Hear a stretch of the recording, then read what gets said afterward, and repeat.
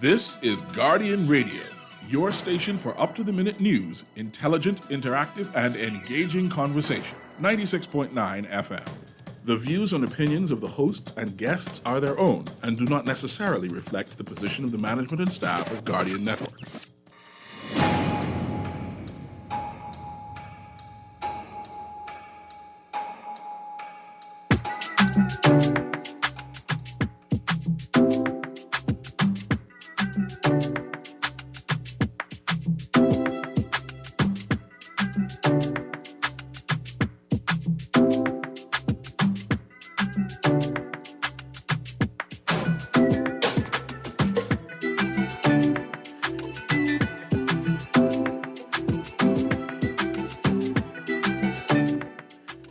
Good morning, Bahamas.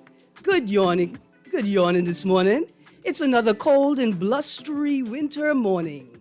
For those of you that did not bathe this morning, I understand.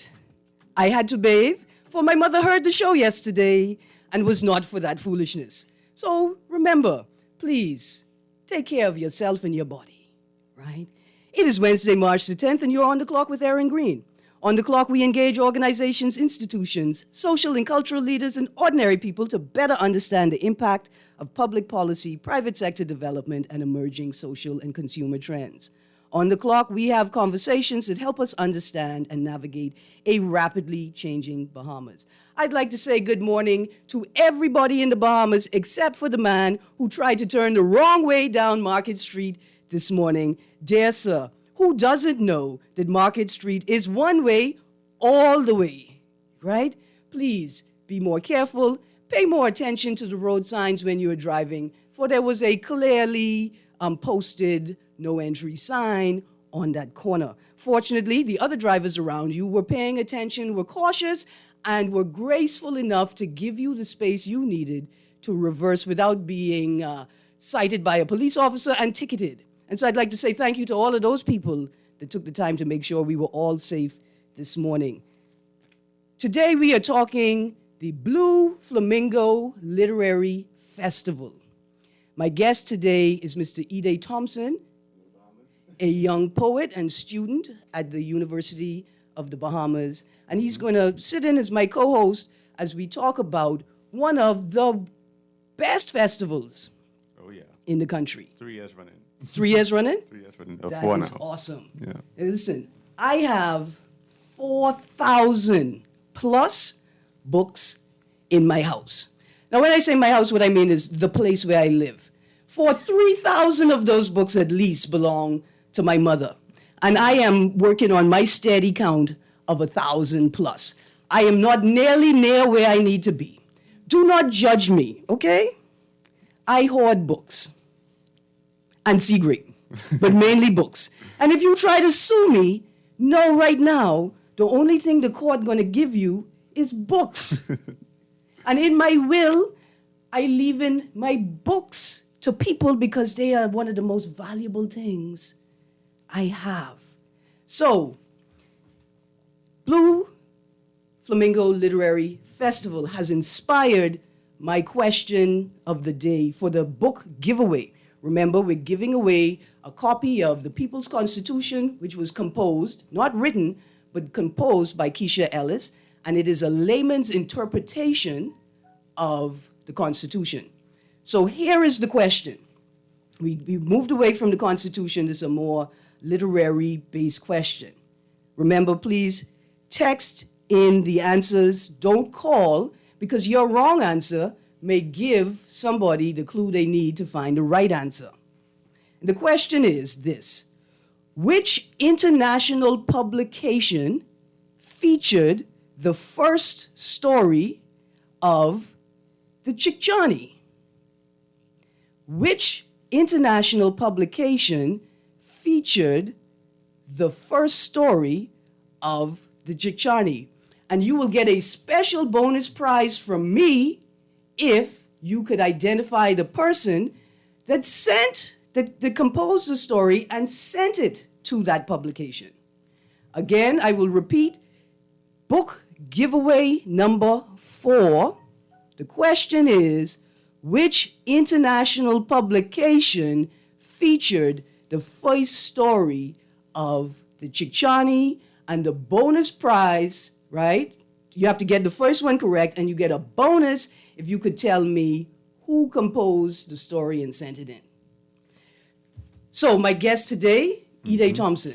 Yeah. So, like Erin was saying, I'm a student at the University of the Bahamas. I'm an English student. I'm a poet. And I've been intimately involved with the Blue Flamingo Festival since its inception.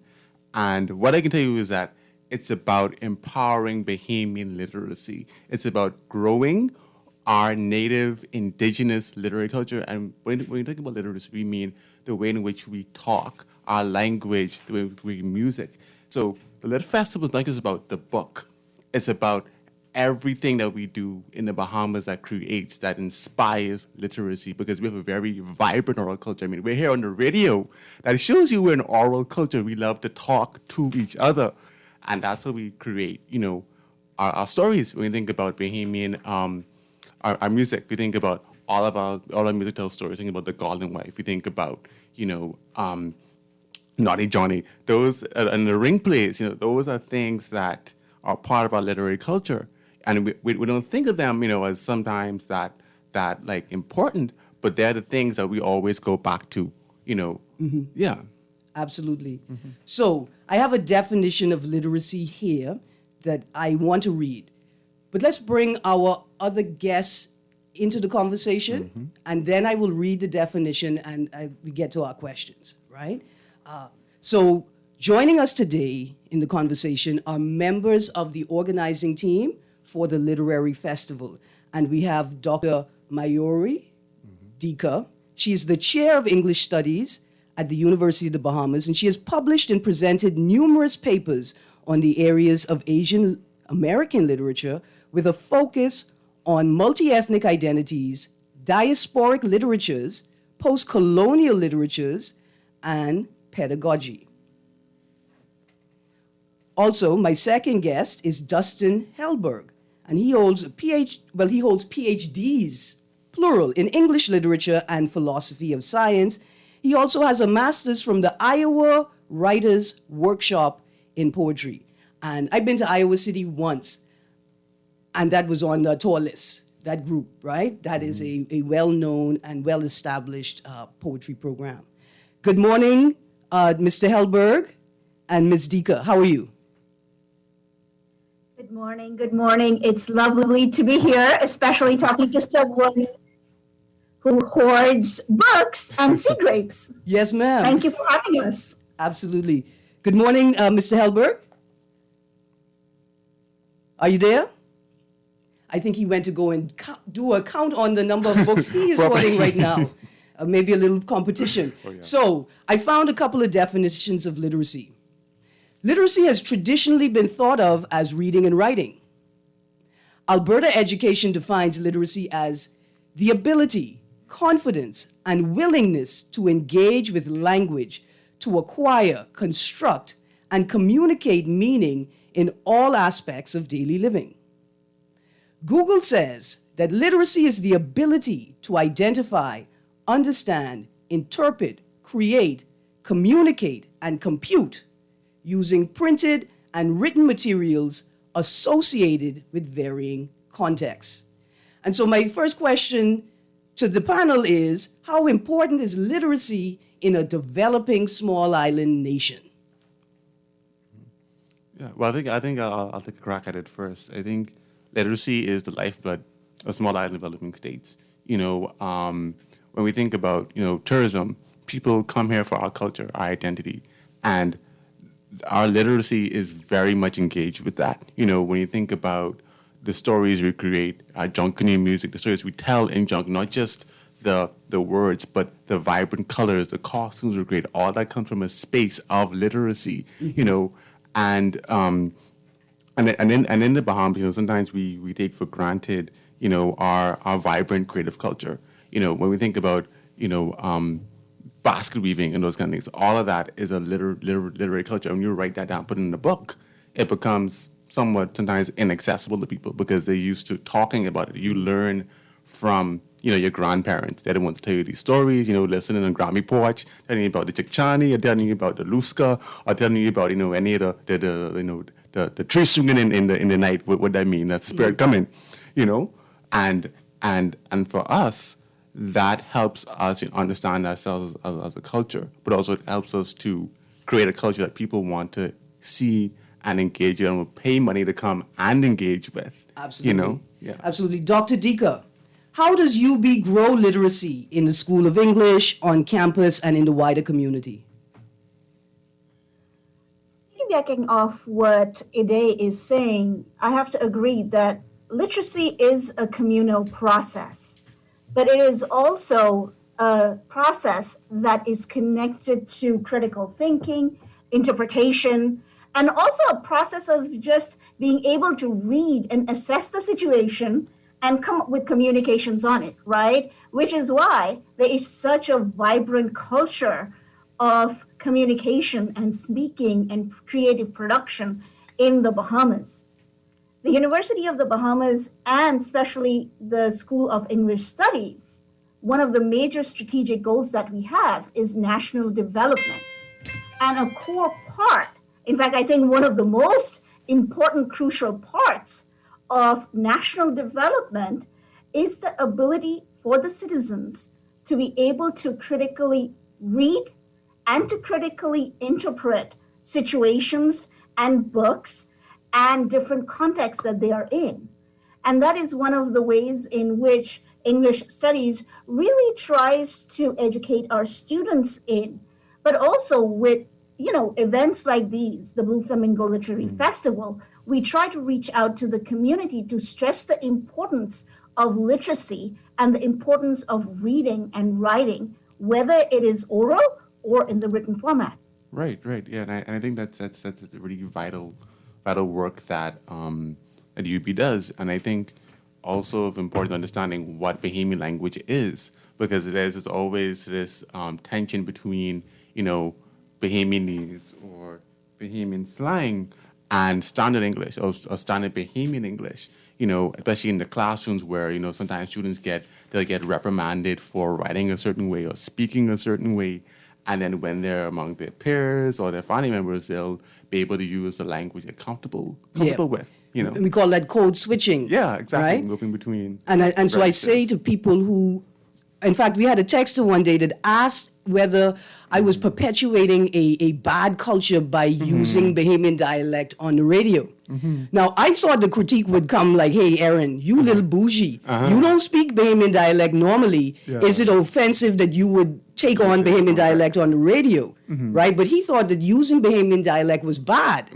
And so I say to people all the time, the most important thing is to know both or all and know when they are best applied. Definitely, because in the Bahamas, many of us, our first language is BCE, Bahamian Creole English, or, Bahamianese or whatever we want to call it. And that is where, when we go to school, then we learn the standardized form. And you see, sometimes we make this joke about how newscasters or stewardesses, they will add R's on the end of words. And that's like, a feature of Bahamian standard English, but we don't see that in BCE. And that's a different way, we understand language operates differently in certain situations. When you think about the Prime Minister, his register is very, very much, dialectical, it's very BCE. And other politicians, they will speak in different ways, and how that affects our perception of them. And when they talk about things like that, because in certain contexts, you can use BCE, in others, you use that, people can think certain ways about you, you know. So before we get into the details of the festival, I wanted to make a link in the show between literacy and the ability to interpret or interrogate policy statements and statements that politicians and state actors use, right? And so it's very important to be able to tell when a politician is code switching and why they code switch it. Are they code switching to make the information more accessible to you, or are they code switching to ingratiate themselves and make you perceive them as one of them? Exactly, because the thing is sometimes with political speeches and language, they think about the slogan, this is people time, that specifically is used in a kind of way to ingratiate people understand, okay, we're in this together, Yeah. you know, and then when you see them go and give speeches, they speak in very formal, very sometimes jargony, very like technical language. And it's like, if you're speaking to the people, why are you speaking in this very sometimes aloof, sometimes distant, sometimes unintelligible sort of way, you know? That is perceived, that can be perceived as dishonest or not transparent also. Exactly. Yeah. Exactly. So it comes, context is everything. But don't mind me, because I'll talk politics all day. Yeah. Dr. Dika, Dr. Helberg, you there? Yes, I wanted Yes, to I'm get in a finally little in bit here. Yeah, Dustin is there. All right. I just wanted to jump in a little bit, and this is some important discussion to have, especially, Erin, when you were asking the question about a small island developing country. Because one thing we really need to talk about when we talk about language is that language is communication, but language is also power. Yes. And how we use language either gives us power or takes away power. Yes. And the code switching that happens is a tool that can be used very strategically to gain that power or to lose it in certain ways. And I think when we talk about literacy, we have to talk about literacy in those terms, especially in a country like the Bahamas, because we are talking about a country that is developing, and literacy is the tool for development. Absolutely. I don't know if anybody saw a recent post or a recent video by Mia Motley. She may have been speaking as the Prime Minister of Barbados or as the chair of CARICOM if she still sits there. But she talked about the unique challenges facing the small island developing state, and that our potential, our greatest resource is our people. And in that, I added, I presumed that she meant the ability of our people to understand their environment and use it to develop themselves and products to serve themselves, right? And I see that as literacy, understanding what's around you, how it impacts you, how you can use it in multiple forms. And so, you know what, Arlington, let's go to a break. And then when we get back from the break, guys, we're going to get into the details of the festival, the housekeeping, and then some questions about the panels. We'll be right back after this break. You're listening to 96.9 FM. Dear caller, please hold the line. You're on the clock with Erin Greene.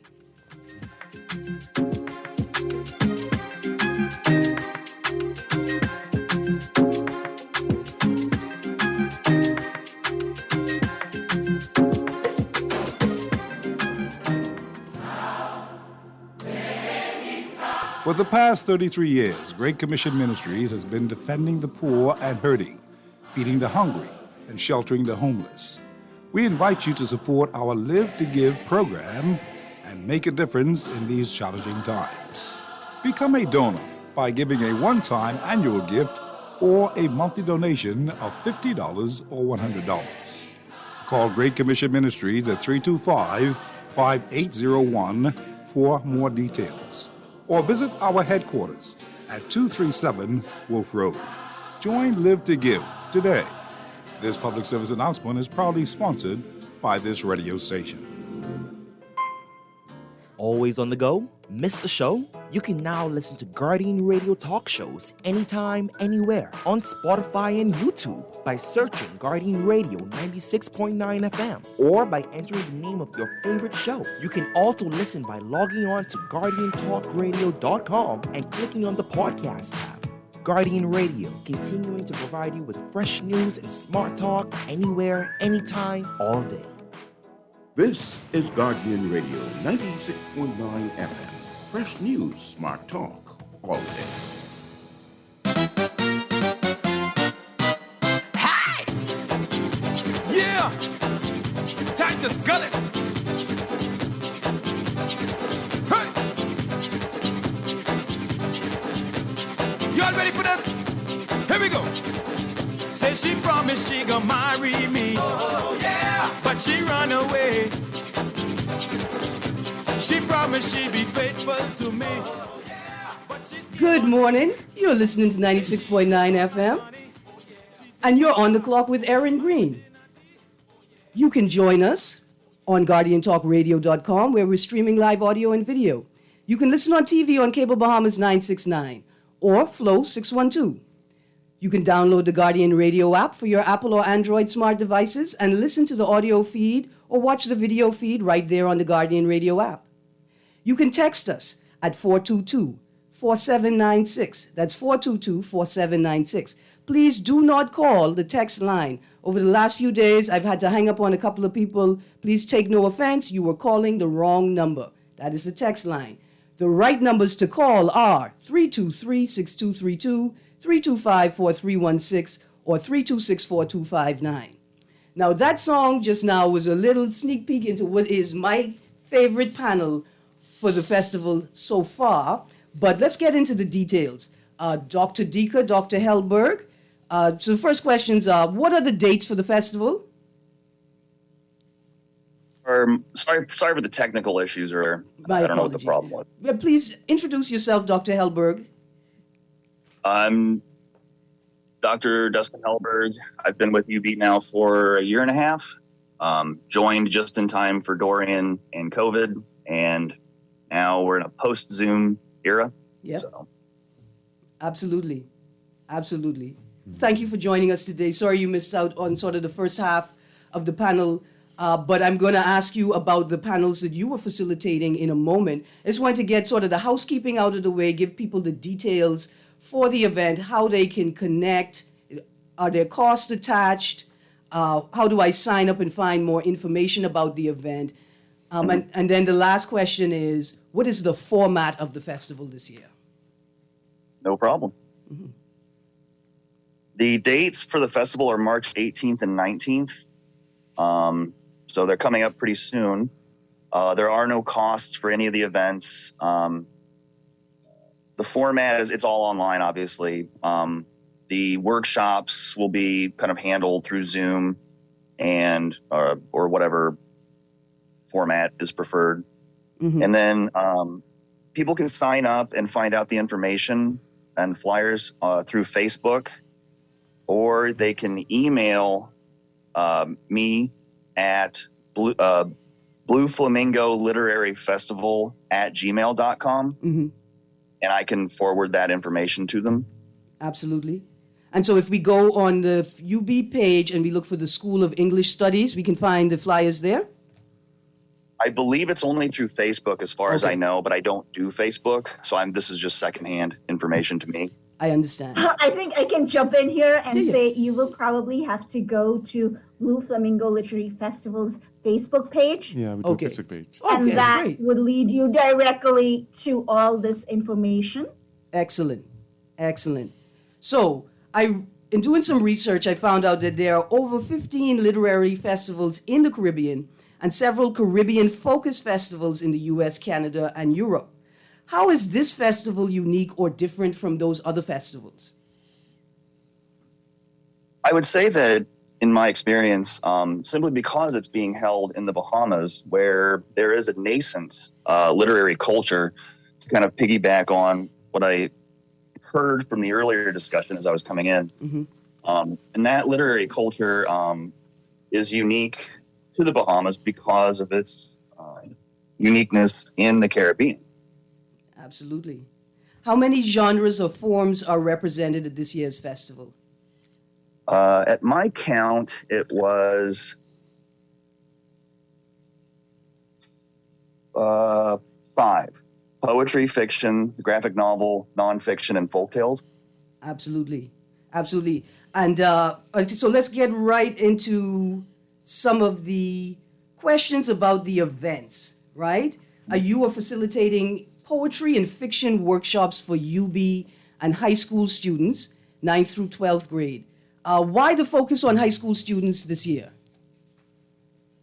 There are several reasons for it. I mean, first of all, part of what I see my role in helping grow the creative writing minor with the English Studies department is to help facilitate or grow a literary culture in the Bahamas. And part of that is to, interest younger people. They're more malleable in their temperaments, and so they can be kind of induced to love literature, to love expression through the written word, through poetry, fiction, nonfiction. And that creates a kind of archive, right? Where people generations later can look back and read those stories and poems and understand the context and understand the historicity of it. Absolutely. So on the list of events, there is the poetry and fiction workshops for UB and high school students. And then there's some exciting panels that I've never seen before, and that are also sort of open to the public, right? Tell us about the graphic novel panels being facilitated by Maz Joaquin? Yes. There's, I believe, 2 of them. There's a part 1, part 2. Right. And the first one, I would say the first one is Imagining and Creating Comics and the Written Word. And the second one is The Art of Cartooning, yes. Yes, ma'am. So tell us about them, because I think most people don't consider comics or cartoons as a part of the literary world. And that I think is sort of part of the Academy's fault in a lot of ways. I mean, I remember as a freshman in my lit class reading Art Spiegelman's Mouse for the first time and really starting to understand, like, oh, okay, this is a legitimate genre. And I kind of compare that to something like science fiction, which is wildly popular, or fantasy, which is wildly popular, but kind of looked down upon by the Academy. Yeah. Science fiction doesn't get as much critical respect. And I think graphic novels are slowly starting to gain literary respect in their own right. Absolutely. It's like, I think it's very important to have as many genres as we can to grab as many people's interest as possible. What demographic, like what age group of reader is driving the graphic novel popularity? Like, who are the biggest readers of graphic novels? Now, it's not my particular genre, so I don't want to go and make a fool of myself here. But I think that you see a very wide range. I mean, it can be up into, your 40s or 50s, because people who grew up with comic books have transitioned as they mature into more mature forms of literature. And the graphic novel is a more mature form of storytelling. I think we can see the popularization of it through a show like The Walking Dead, which was based off of a graphic novel as well. Okay. So, I mean, it could be kids, it could be adults. I mean, it's a very wide range. Yeah. And I also think, like, for millennials and Gen Z, that it's very important as well. I mean, growing up watching anime and reading manga, for me, I'm 27, and people in my age group, we're definitely engaged with the creation of content such as things like Nassau Rock or other, locally made, comic books or visual art, that tell stories. And actually, we're part of called Afro Bahamas that has this whole thing where artists just share their work. And you really get to see young Bahamians, younger than me, who are literally, they are creating this form of work. They are deeply engaged with this media and telling their stories through it. Wow, yeah. Absolutely. That is fascinating. And that wasn't even my most favorite panel on the list of events. But I have to say this, a note to all parents that have been in the habit of throwing away comic books because you disregard them or you do not think that they fit a literary standard. Please stop throwing away your children's reading materials. Amen. Absolutely. Absolutely. Yes.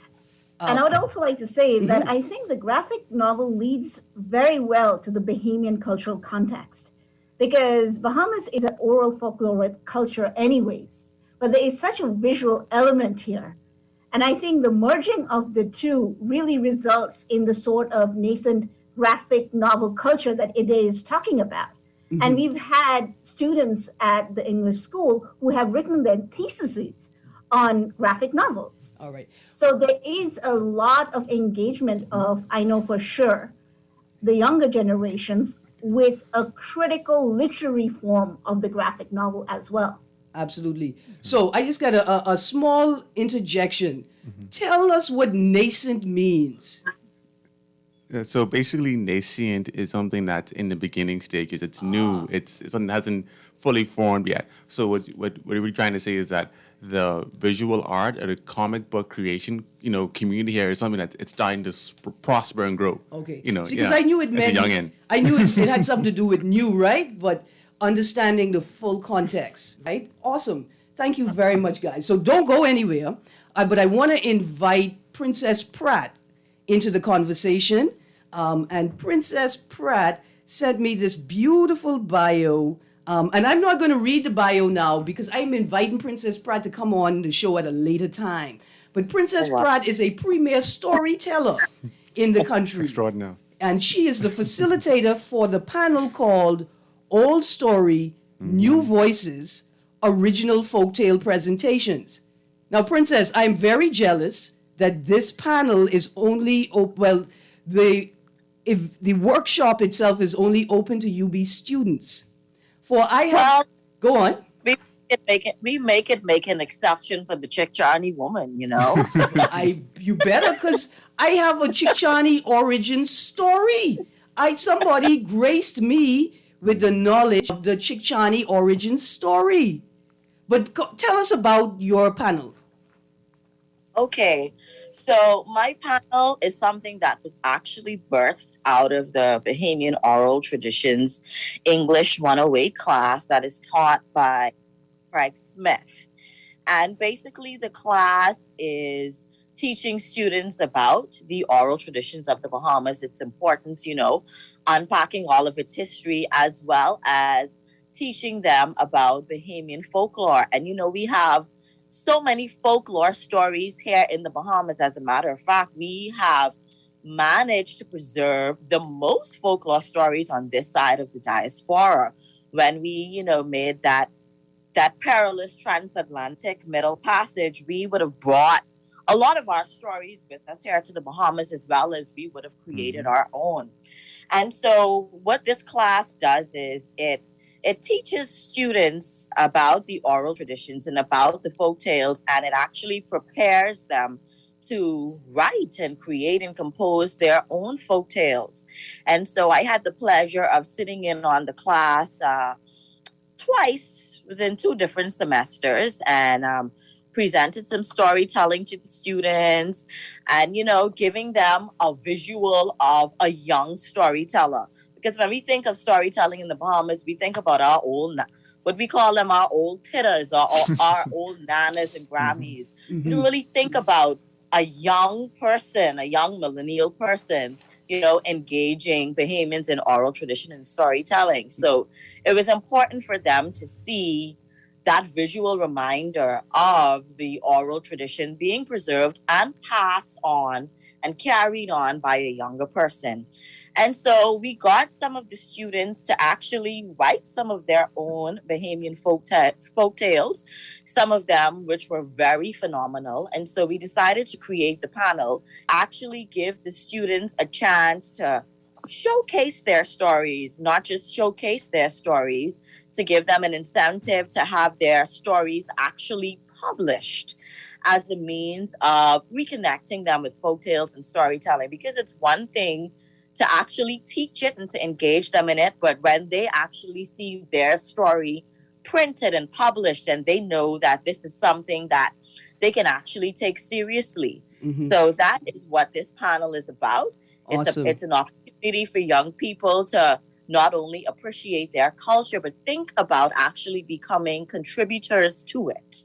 Absolutely. Now, Ms. Pratt, open your calendar and just put a pen in it, because I will be messaging you to let you know when your slot is. But also, post the festival, I would like to ask the festival organizers if it would be possible to bring participants in the events on for a post-festival sort of rundown. Because while your panel is open to the public, the graphic novel panels are open to the public, the writing and poetry and fiction panels are not. And I think we'd love to hear from UB students and young students about their experience. But Right. I also don't leave the show, because I'm going to tell my origin story, and we're going to read the answers for our trivia question today that are all Chickchani related.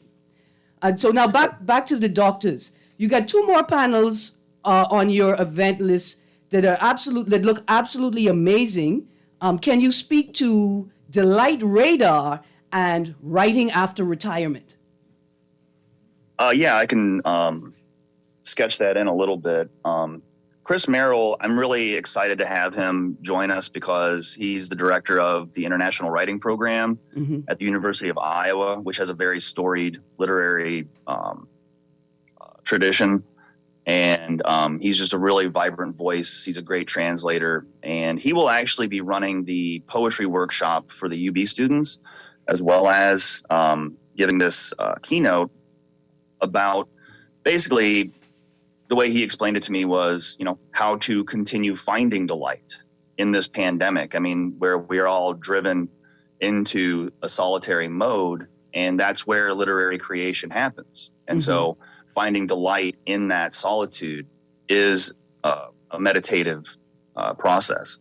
Absolutely. And is it a panel discussion where will there be other people speaking, or is it a presentation with questions and answers after? It'll be a presentation with questions and answers. Awesome. And that event is Friday the 19th at 6 p.m. to 8 p.m. and it's open to the public, and it's a Zoom presentation, right? Yes, ma'am. All right. Awesome. Now, for my 70 gang, the Bible say you only promise 70 years. So if you live past that 70 years, it's a blessing. So it is a blessing, and there's so many things that you could be doing with your life post-retirement, including writing. Now, as a person, I can tell you, if you all write down the stories, us young'uns need to know the stories. But writing is a pursuit that we take on for ourselves first. Tell us about the panel Writing After Retirement. Miss Jenkins will be, I think,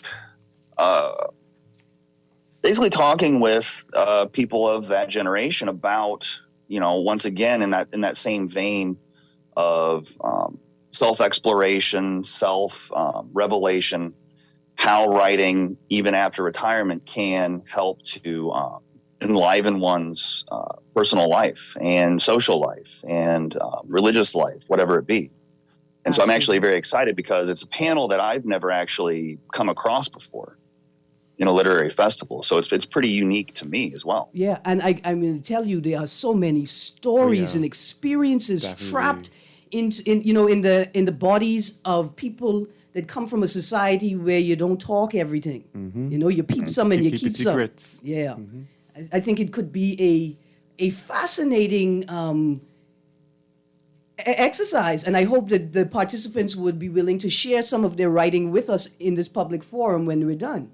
Ide? Yeah, I was gonna say, for instance, my grandfather, he's from Long Island, and he tells me a story about when he was young, how he had to he had this pig used to follow him, and he had this field he had cleared and growed food on, and then the pig one day ate all the food, that he planted. And he always tells this story. And he's like in his 80s, so he's in these very vibrant, amazing, interesting stories. And I was telling him to write it down. Absolutely. Write it down. Because what a fascinating story. Because there's a boy right now in New Providence who have a pig who's follow him, and he need to know about this older boy so he don't feel alone. Exactly. Right? Absolutely. So, doctors. Princess Pratt, thank you so much for joining us today in this discussion. Like I said, I'm coming to the president of the university to beg him leave that you join me again post-festival to discuss, the outcomes from the festival and experiences of some of the participants. But please stay on the line as I announce the winner of today's book giveaway. Remember, audience, we are giving away the 4th copy of the People's Constitution composed by Keisha Ellis. And the question was, which international publication featured the first story of the Chicchani? So I'm going to read through let me give you the answer. And the answer comes from my 9th grade BJC project that I got a C in, so that means it's verified as correct. My great-grandfather, Mr. George Boyd, who was a local constable and Anglican catechist in Fresh Creek, developed the legend of the Chicchani and was featured in Ebony magazine in the early 50s. In the early 50s. George Boyd, now when I say developed, he put it together in one piece of writing, developed the legend, and sent it to Ebony magazine, where it was published in the early 50s. I'm going to read through the answers because I don't think we got a right answer. And I think there may be one, but it may be a family member, so I got to check that out. So my first answer is Smithsonian Contribution 1982. That may be true, but it's long after the 50s, so it's not the first one. Chickchani trivia answer, Palm Beach Times, Sunday the 21st, December 1969. Wow. That is pretty early. Now, mind you, I have touched the copy of the Ebony magazine. I don't have it in my possession any longer. Chickchani question, Lady Scrivens' writings, Bahamian folklore. So Lady Scrivens has a collection of Bahamian folklore, and there's a story in there. Good morning. Oh, can you get that book, please? You can find the People's Constitution at any at most major bookstores in the Bahamas, including Chapter 1, which is across the road from the main UB campus. Another answer, international magazine, Time magazine, and the author was Patricia Glinton McCollis. I think that would have come out post the Ebony publication. Barry Cunningham children's books, or Joffe, how do you pronounce Joffe? Joffe? Joffe books founded in 2014. Good morning, Miss Greene. The book is Joey and the Chickchani by J.A. Bethel and printed by Create Space Independent Publishing Platform, January 25th, 2012. Too late, but that is great to know that we can find it there. Another book, The Chickchani Enchanted Forest by Prince King, published by Amazon Digital Services, LLC, printed in the U.S. 2018. Wow, who would have thought all of these publications? Yeah, but the Chickchani, it's like, it shows you the staying power of that story. It's everywhere, Absolutely. So I can confirm the person that had the right answer is related to me and cannot receive the prize. I am so sorry. And somebody said, my answer is right. I want my prize. I don't know you like that. That is my cousin. I will purchase a book for you. You absolutely have to have it because my little cousin have to have it in his house. When he go to school, he could take it with him and show his friends. Absolutely. I will buy that copy myself. So guys, I am so sorry that nobody officially won the prize today. But Princess Pratt.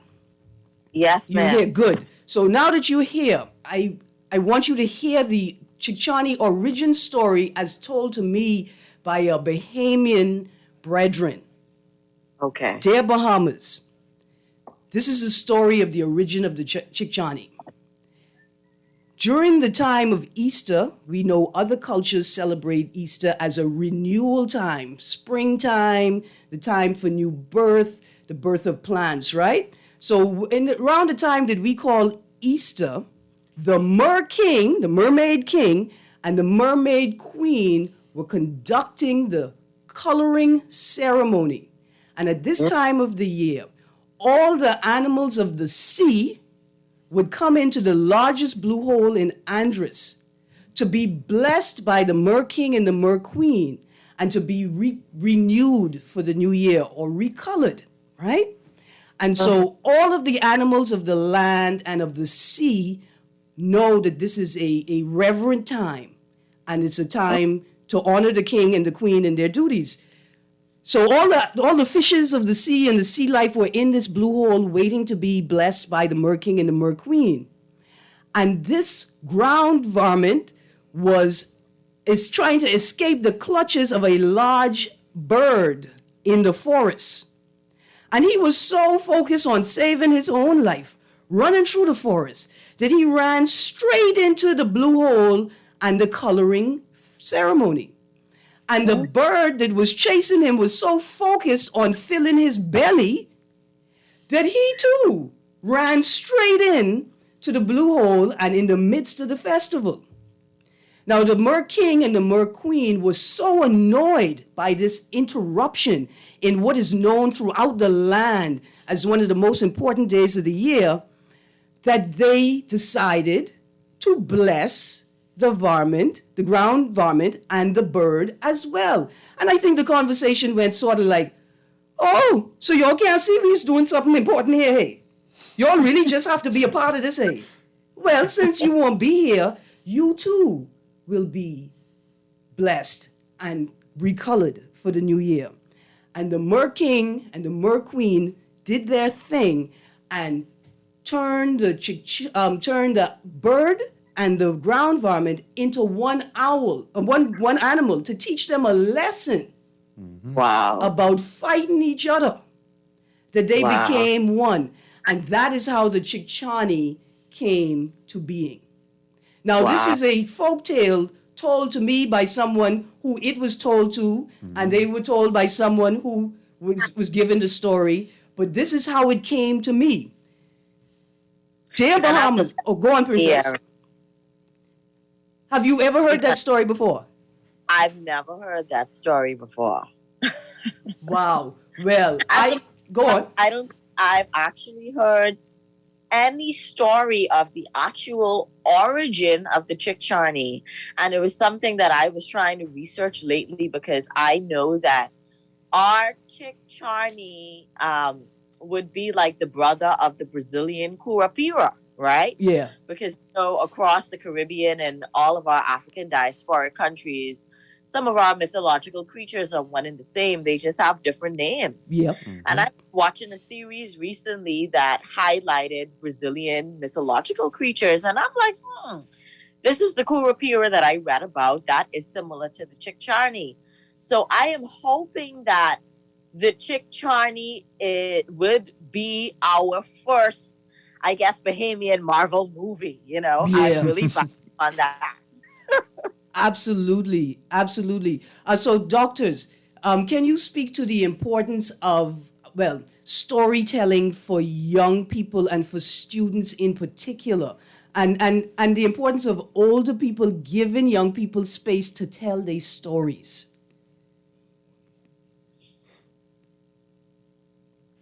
You got a little dead air. Don't watch nothing. Sorry. Can you repeat the question? It was just a question about the importance of storytelling for young people, but let's pause there. I got a caller on the line. Let's let some callers talk to you guys right now. Caller, you're on the clock. Good morning, caller. You there? Oh, I think we lost you. We got a second caller. Caller, you're on the clock. Hey, Erin, Greene, how you doing? I am good, thank you. How you doing? I'm fine. I have a quick question. I know they could answer this. UWI has a television, wonderful educational media from Barbados on Flow TV. Yes, called UETV. Right. Oh, but I'm wondering why UB, Bahamas University, don't have none.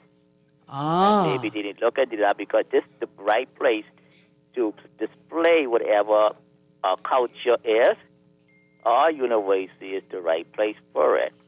Absolutely. And then the second question, Zendesk going public broadcasting, what part they would play, and the Zendesk public broadcasting service. Absolutely. So these are two questions. I mean, it don't make no sense. I mean, internet is all right, but we need to display our service and our being a young talent coming from UB on our cable networks. Absolutely. So I hope they could answer that, and we hope the president is listening to me. Absolutely. Have a good day. You have a good show. Thank you. If I could sort of rephrase the question, is UB in talks with ZNS or any of the cable service providers to build a platform to showcase the work of students and lecturers at the university? UB always has been involved in some. Please hang up and try again. If you need help. UBTV, where we can showcase our students and faculty's work.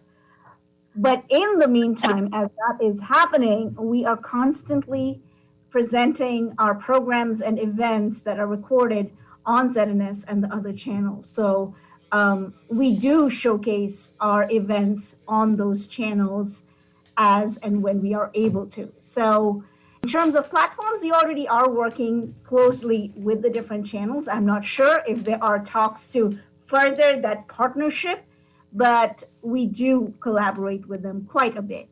Listen, I was just about to tell these people go sponsor this thing, but I have to rephrase it. Please come and sponsor my show, and then let's go sponsor that thing together, right? And let's make it work. But literacy is so important. Oh, sorry, go on, doctor. I was just going to say, absolutely. And one of the things that the Blue Flamingo Literary Festival is trying to do is to create these partnerships, whether these are cultural partnerships or whether these are economic promoting partnerships, right? Yeah. So that we can all, who are working in the same field within the community, can get together and work together. Absolutely. So now I have a surprise question. I didn't think we'd have enough time, but I got a couple moments just to throw it in there. There are over 15 literary festivals in the region and dedicated to Caribbean literature, right? And all I could think last night is what a wonderful CARICOM-based tourism product, right? Where we create a regional literary festival where our guests sort of cycle through countries attending one festival after the next. And has UB thought about the Blue Flamingo Literary Festival as a part of a tourism product? That is definitely something that I have considered because there's such a wide niche there for events like this.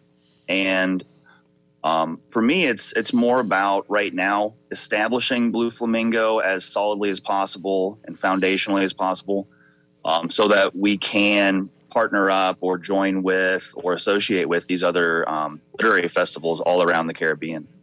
Absolutely. I am working on my own sort of idea of, like learning in leisure, like learning in paradise. And any mega resort in my country going to have to adopt a university or a school. And what a wonderful project to put in a community where you invite scholars to the Bahamas, whether on a short-term residency program, and then they commit to discussing their work in the community, or you invite groups of scholars to participate in festivals, right? A labor in leisure and learning in leisure kind of concept. And so that's what I thought when I saw things like the Calabash International Literary Festival that's in Jamaica, the Bocas Lit Fest that's in Trinidad and Tobago, the Word Alive Literary Festival in St. Lucia, the BIM Literary Festival in Barbados, and I know a number of Bahamian writers would have been participating in these festivals over the last few decades. And Erin, the interesting thing about it is that we have so many Bahamian writers who are in the Bahamas, but also some who are international, who are very active within the academic and the writing community. But if you look at international syllabuses in Caribbean studies or literature programs, we don't really see a lot of Bahamian writers on those syllabuses. They're not really being taught in the classrooms. And that is a shame. Yes. So we are really hoping that when we do festivals like these, that not only are we showcasing our local national talent, but also it is a showcase that has an impact on how they are perceived across the world. So they are placed in syllabuses across the world, that we go beyond self-publication to international publication. And also, like I was saying, build partnership. For instance, let me make a quick plug here. For the first time, the Blue Flamingo Literary Festival has a poetry competition for high schoolers and college students. So students, high school students and college students, do send your poems into this competition. And the great thing about this competition that it has a cash prize that was sponsored by an organization out of Atlanta called Poetry Matters Project, because they were so impressed with the quality of the writers within the Bahamas. Wow. So we do have a culture that is extremely vibrant. It is extremely full of potential. We need to showcase it better. Absolutely. I mean, I was so excited because I was just about to tell you all the Association of Older People in the Bahamas are very upset that there's no cash prize for us old heads who like to write poetry. But what a wonderful opportunity for young students to display their work. That is absolutely fantastic. So, doctors, thank you for joining us today in the conversation. Princess Pratt, storyteller extraordinaire. Thank you for having me.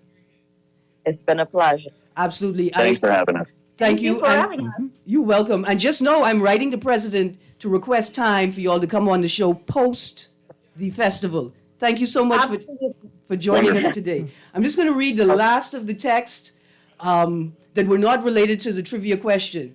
First text, maybe that driver was following the police car from the other day that turned the wrong way on Blue Hill Road. If the police officer was in the process of trying to catch a criminal, right, or doing some like investigative work, we could understand that. That's why you, the driver, have to be aware of what's going on around you all the time. Good morning, Erin. Had the same experience on Market Street on Sunday, driver going the wrong way. Listen, Market Street been one way too long for y'all to pretend like y'all don't know it's one way. Don't try and take a shortcut and almost kill somebody. To my favorite texter, Greene, morning too straight. That's right. I wish the F&M well in their endeavors. And we need minutes to stop this travel health visa and quarantine for family islands. Economy must open up. We have to find the perfect balance of restrictions and freedoms to primarily keep family islanders safe. Secondarily, focus on the economy. And then third, focus on the issue of movement, freedom of movement throughout the country. That's got to be the focuses. Anyway, thank you for all the texts today. Thank you for participating in the fourth giveaway. We did not have a winner, so tomorrow we're going to have another question. Don't worry, my cousin, I got your book safe and secured because you did get the right answer. Arlington, play that song for me. And Ide Thompson, thank you for joining me. Pleasure, and always. I'm going to have you back soon. Looking forward to it. Absolutely. Bahamas, thanks for tuning in today. 96.9 FM, Guardian Radio, the best station for all talk, all day. And guess who's next? Levan Miller with Unleashed. Let's hope he has a great day. Because if he don't, us women gonna have to make sure that he does. Anyway, Levan, come into the studio. You guys have a great day.